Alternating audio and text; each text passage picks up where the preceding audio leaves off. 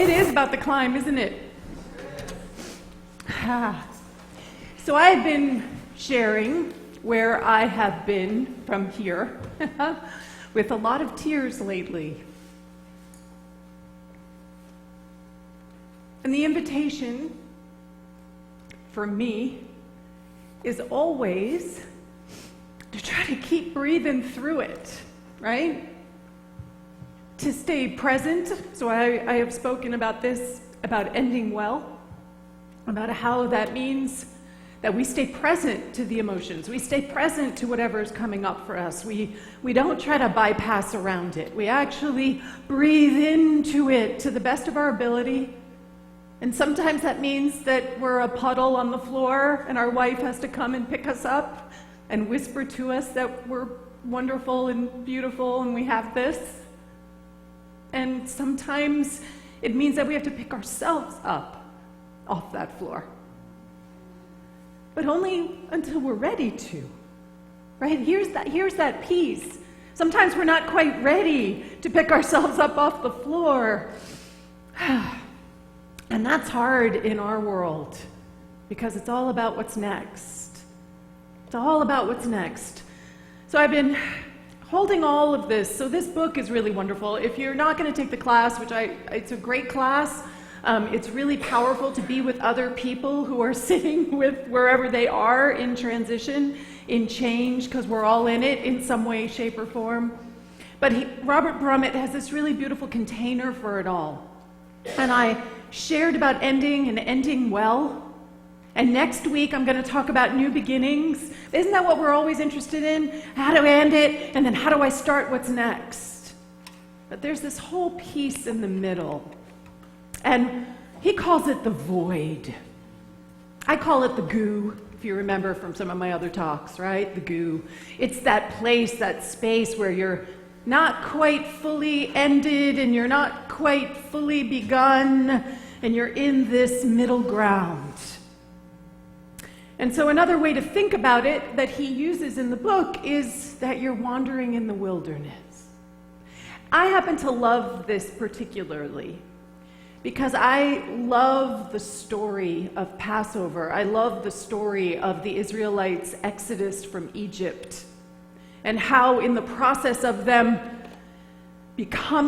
moving from slavery to freedom, isn't that what we all want? To move from slavery to freedom, whatever it is that we are enslaved to within ourselves, to a freedom within ourselves. That in that process, we get to actually see the journey. We actually get to see the mapping of it all. And the Jews, the Israelites, spend 40 years wandering in the wilderness before they're able to enter the land of milk and honey, the promised land. So one of the things that Robert talks about when we're in this place, when we're in the wilderness, is he calls them the 4 Ds. So we have disengaged. So you may notice that all of a sudden there are areas of your life where you just aren't as engaged in. You just don't want to kind of be there with whatever it is. You are disengaging in some way, and it tends to be in an outer way, right? Out there, no, I don't want to do that anymore. No. You start saying no to things. And then you start to disidentify, and that's an internal process. That's where you no longer identify with whatever it is that you thought you were, whoever it is you thought you were, however it is that you thought you were supposed to show up. However it is you saw yourself in relationship to the world, all of a sudden, all the ways that you identify yourself come undone. And that can be very jarring. If you think about all the major transitions in our lives, where we go from being married to being divorced, or we go from being married to being widowed, all the ways that we identify ourselves, and all of a sudden, there's a shift in how we can identify ourselves. And then, I love this one, we become disenchanted. The whole thing is just like, what? And this is a step beyond disappointed, right? This is not just disappointed in something. This is the sense that this is all wrong. Something I understood about the world and who I am in it and how the world works is just wrong. So you become disenchanted. And then the next phase that you stepped into, which is where I think I am right now, is you are just disoriented. You don't know what's up, what's down, you just are in this state of disorientation. Can anybody relate to any of these places in the D's? Okay. So, this is what we get so attached to, the idea that the promised land is ahead. What do we know in our teaching? The promised land is right here. It's right here, it's available to us, it's accessible to us right now. Oh, but I can't see it. I can't feel it. I don't know it. I know that it's supposed to be accessible. Can anybody relate to this? And yet, I don't know it. I can't feel it. I'm a puddle on the floor. That's where I am right now. So, Robert Brummett uses the story of Passover as this beautiful metaphor of transformation, of how we individually move through the process of change and growth. And so the big moment begins. You guys remember the parting of the Red Seas, right? The Israelites get the biggest miracle imaginable. I mean, think about it. You walk down to the ocean and the waters part underneath the Golden Gate Bridge, right? That's what happened to the Israelites. It was that big. The awareness that there is divinity working for our greatest good, they were sort of hit over the head with it. And then the way was closed behind them. So they go through the Red Sea, and then the way gets closed behind them. Has anybody ever felt that? I can't go back. I can't go back. I can't. Part of me really wants to, but I can't go back. Because that way has been closed. Because the minute you know something, or learn something, or shift something in consciousness, you cannot unlearn it. You are changed. But that process of change isn't instantaneous. So the Israelites end up at the base of Mount Sinai. And Mount Sinai, in a metaphysical piece, means they're literally standing at the precipice of a new understanding, a new height, right? A new way of seeing and being, a new perspective in the world. And they arrive there. And Moses is like, whoa, I know this, I got this, I gotta go up there, right? I gotta go up there. Now, each of us has a Moses within us.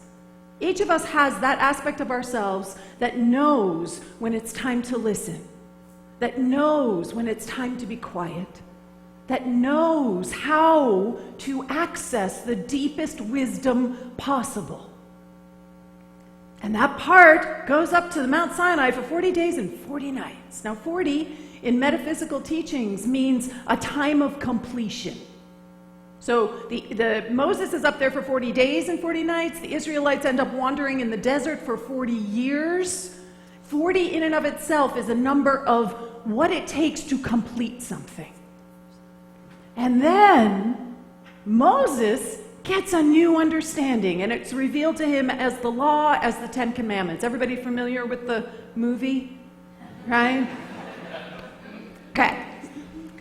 So, meanwhile, while that part of us is dancing with the cosmos and interacting with the divinity that is the truth of who we are and understanding something in a new way, what's going on down below?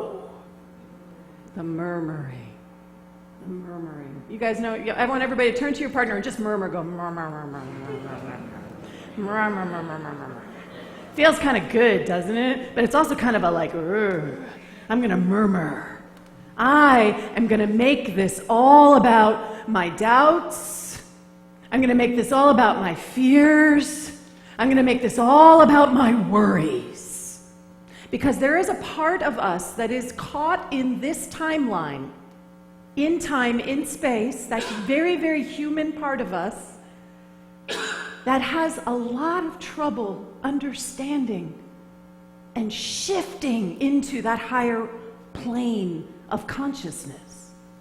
And so while part of us is elevated and catching this new idea, there's all these old thoughts and old understandings that are still rumbling around inside of us. Anybody in here experience that?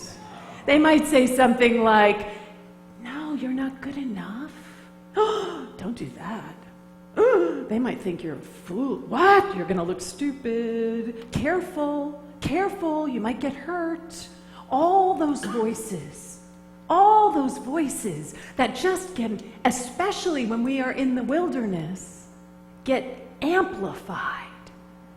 Because remember, we're in the wilderness, there's no familiarity right now. So all that old messaging, all of that old understanding, it's like it has a loudspeaker. And what happens for the Israelites is that they go crazy, right? They fall back on all the old understanding because they're so afraid of the unknown. They're so afraid of standing on that precipice. And they're not on the new understanding yet. They're so afraid as they come right to the edge of who they understand themselves to be. And instead of taking the leap forward, they all take a step back. And they raise the idol. They raise the idol and they dream of going back to Egypt. Now, isn't that crazy? They were slaves in Egypt for 500 years, crying, miserable, unhappy, all of that. They're free. And yet once they have their freedom, what do they want? To go back. Can anybody relate to that? So what are your false idols? What are the things that you lift up, that you hold as being something because it was something maybe? Because it was familiar to you in the past? What are your false idols that you are lifting high, that you are struggling to let go of? Maybe it has to do something with how you identify yourself. Maybe it has something with how you understand the world itself. But we cannot shift into a new level of understanding until we're willing to notice exactly how those false idols of our past understanding are still showing up in our life. Because this is, as Elizabeth read, a space of pure raw potential. When we're in the wilderness, rather than fighting it, rather than resisting it, rather than trying to get to the other end of it as quickly as possible, it's not about how fast we get there, really. It's about what we're cultivating within ourselves as we step out into the unknown. And the invitation is always for us to show up as more love, more grace, more joy, more of the divinity that we are. Now the Israelites, because of that false idol, because that false idol was brought into awareness, so it actually wasn't a bad thing. I want to be clear about this. When we start murmuring, we don't need to start condemning ourselves for murmuring. We just want to pay attention to the fact that we're murmuring. When we start to have those old patterns, we don't need to beat ourselves up. This isn't about, making you wrong. This is the natural progression of how we grow in consciousness. So when the murmuring starts, when the false idols want to be lifted high, when we catch ourselves lifting them high, it's an opportunity to choose anew. It's an opportunity to make a different choice, consciously choosing to rise to the top of Mount Sinai. So it's not a bad thing that this happened, because then what happens is the Israelites spend 40 years in the desert. And what happens in that time is that every single person who had been born into slavery and who had known Egypt firsthand dies away. You need to spend time in the wilderness to allow the old understanding of who you are to truly die away. because it's only then that they're able to enter into the promised land. And poignantly enough, Moses doesn't even get to enter into the promised land, because the consciousness that created your understanding right now is not going to be the consciousness that you are living in your next understanding of who you are. Can you feel that? It has to die away. Moses, even Moses, who was the catalyst, thank you, Misa, catalyst within yourself, because this is all happening within you. These aren't people out in the world history. This is you, your inner Moses, that is your catalyst, will also need to die away to be reborn again as a Joshua, as a Miriam, in your next understanding of who you are. This is how we actually step in to a new beginning. It's the journey. It's actually about the journey itself. That's it.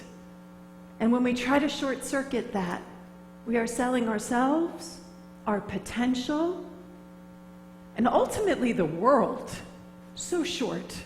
Could you imagine if the kids who are out there for the climate strike action, could you imagine if they were thinking, oh, I can't do this. Oh, they heard the murmuring in their voice, oh, it's not going to make a difference. Why bother? Those are valid murmurs, aren't they?